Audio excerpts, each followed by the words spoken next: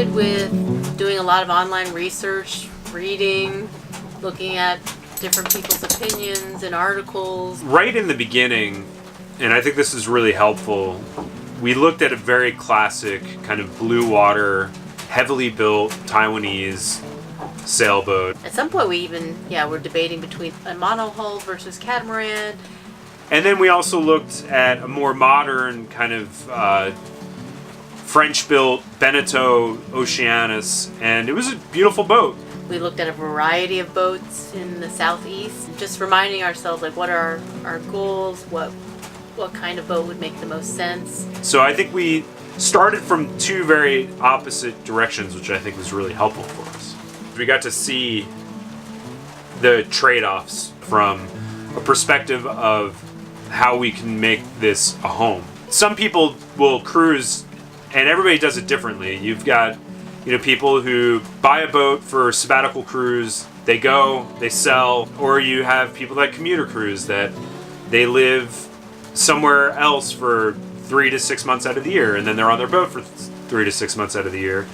And other people like us, to make it work, live on board full time. Whether that means you're traveling full time or what, it just means that you're there. It's your home. It's your only home. And the needs of each of those types of cruisers is different. So seeing boats that were built kind of with varying perspectives from varying eras was very helpful. We got to see a range in that 30 to 40 foot range, and we realized very quickly that the Beneteau was about the biggest we would want to be on. Just because the learning curve for an even larger boat above 40 foot, I think, was daunting, but also the maintenance needs of a boat of that size. It starts to become very apparent that the bigger the boat, the more it costs. We made a trip down to Fort Lauderdale and was connected with an incredible broker, Joe. There were several boats that came up in our search in the Fort Lauderdale area. There was a Cabo Rico 38 and Beneteau 373 and another 393, I called actually about the Beneteau when we met Joe, and we talked for quite a while on the phone.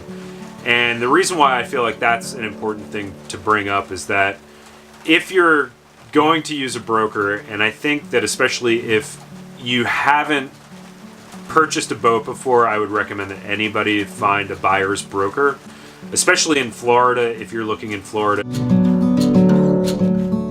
What a great broker does is he didn't over-direct. He really allowed us a lot of freedom to figure out what was the best option for us and making sure we got in front of those boats. Their commission isn't even paid by you, it's paid by the seller. Their knowledge, their advice, and their expertise comes to you for essentially free. And there's a lot of things going into buying a boat that having a broker to help you navigate those things for the first time is incredibly helpful. But also the biggest thing is he knew the market, he knew what was in the area, he knew what our budget was, and so he was able to show us boats that were within or just on the edge of our budget. He was able to get us on 10 or 15 boats in a single day. We looked at a bunch of boats, we were excited. We looked at so many, I think I was just kind of like, wow, that was a blur of boats. And one of those boats happened to be Hope, on the way out of the yard in Indiantown where Hope happened to be on the hard. My initial thoughts on the boat was that it was a beautiful boat. And then I think it was that night or the next day when we started to kind of review and think about what stood out. It was such a cool boat, and we saw it in the middle, and immediately I didn't think when we first looked at it I was like, yeah, this is cool, this is a nice boat. But I think for whatever reason I was disconnected and I didn't really look at the numbers, and I didn't even see the asking price or the list price, and just presumed oh well, it's an island packet, we can't afford it. And I was pleased by the fact that the boat was fairly well kept. It was missing some components that are not unattainable. We both were gravitating towards this Island Packet 35 for several reasons. We woke up the next morning, I was like, man, that I can't stop thinking about that Island Packet 35. There was something about it that made me look at the listing again, and then I realized oh wow, this boat's in budget. Like, we can afford that boat. And we should go take another look. Biggest thing that I really liked about the boat is that it felt like the 40-foot boats that we got on in space. I could imagine us being on it full time, being comfortable, allow us to do work, creative work, and have room for our four-legged children here. So we started to realize after we looked at a lot of more of the older built boats. We looked at a Pearson 36 that day too, which was also built in that old traditional style.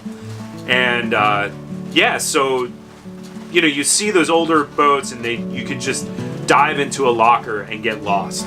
I think we were less interested, for us anyway, in a boat that was known for racing.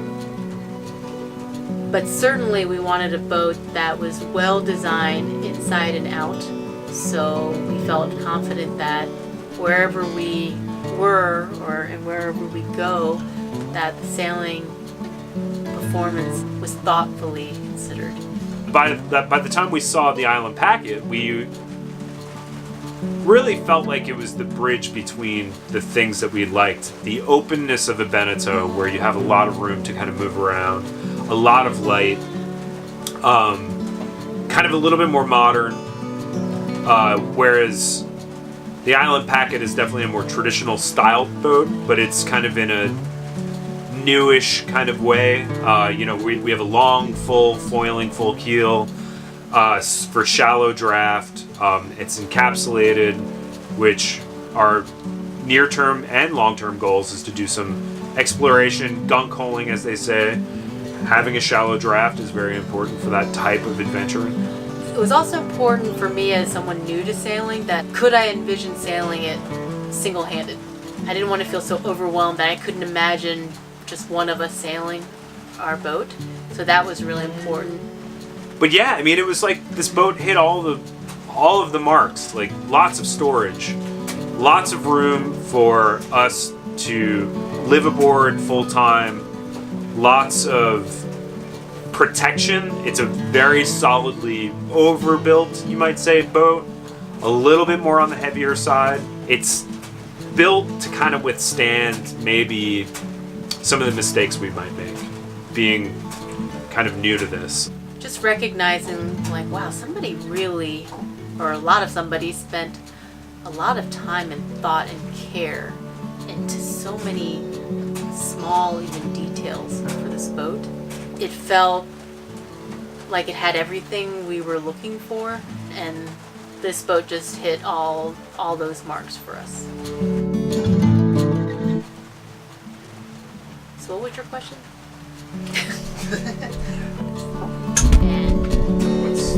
Yeah, Kaylana, lie down, come.